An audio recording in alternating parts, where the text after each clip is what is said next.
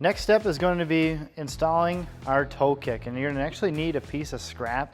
I just used something from offcut that was laying around the shop here, and so I'm actually going to use that scrap piece and put it underneath to provide that little bit of offset so that this toe kick is actually recessed into my project here.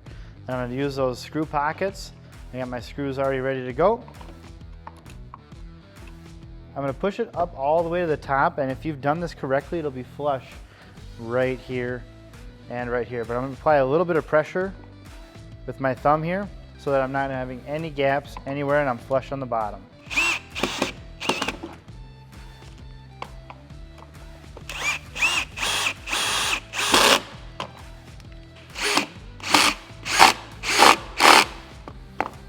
Pull my scrap block out, and there I got my toe kick.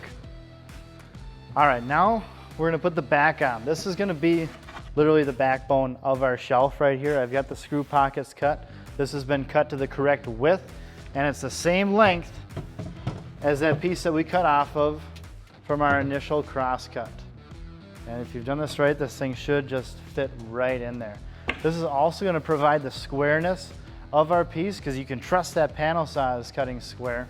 And so I'm just gonna use this to kind of manipulate this entire case so that we're all the way square all the way around.